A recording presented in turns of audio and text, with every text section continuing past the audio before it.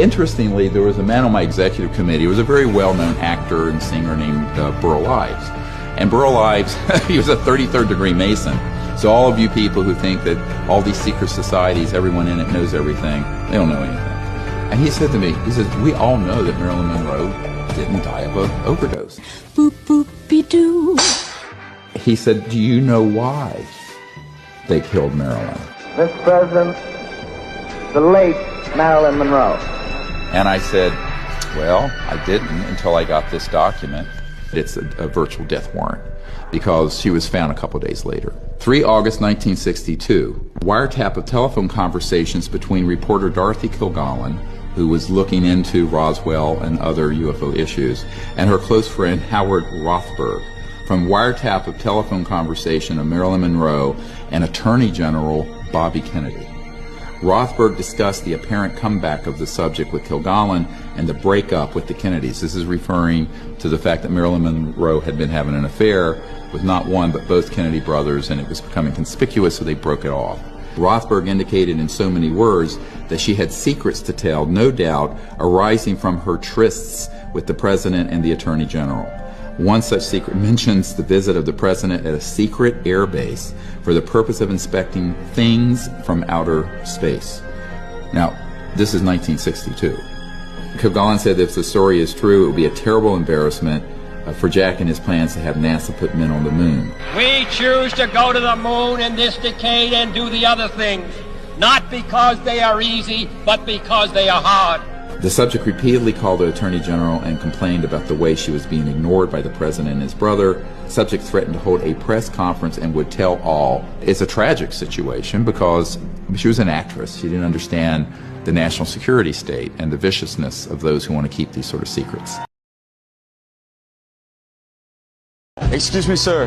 Sir, question for you. How old were you when you made your first million? I was 26. And what line of business were you in? A little different than most. You're not with the news, are you? No. I have one of the Greer channel to 12 million followers, just asking people how they made it for the younger generation. Well, I was part of an organized crime group in New York.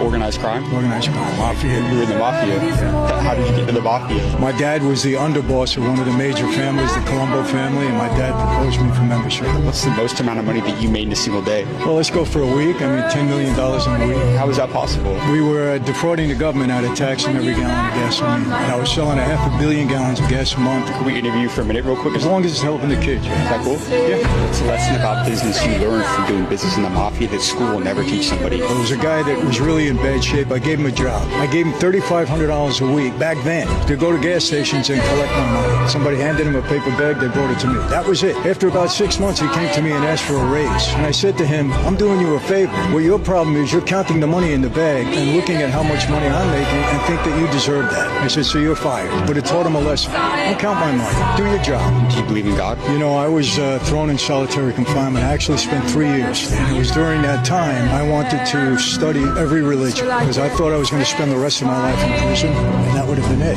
So I studied every faith, and I came out of there believing in Christianity with all my heart. I always say 2 things. You want success in life? Get these 2 things right. Number 1, in this life we are who we hang out with. And number 2, who you are accountable to in life is going to direct the path that you go. When I was on the street, I was accountable to my boss. I was a criminal. Now I'm accountable to God in my life.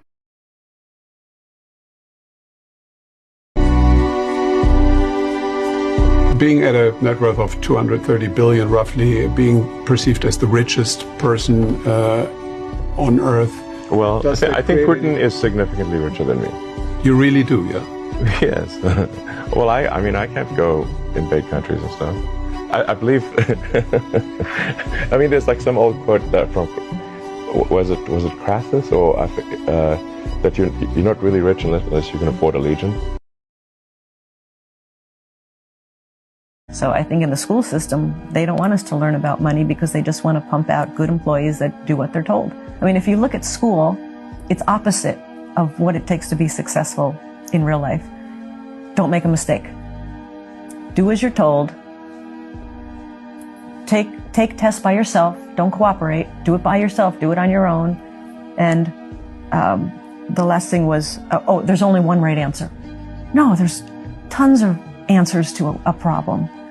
So you come out of school scared to death of making a mistake, You do everything on your own. You don't cooperate. There's no synergy. There's no brainstorming. And there's only one right answer. Everybody wants to get the right answer. There's no one right answer. So I think people come out of school paralyzed. I think the school system is criminal in that it kills a child's spirit of learning. You know, a child goes into school all excited about, yeah, I'm going to learn and it's going to be great. And then the teacher says, sit down and shut up. Don't talk. We don't care what you're interested in.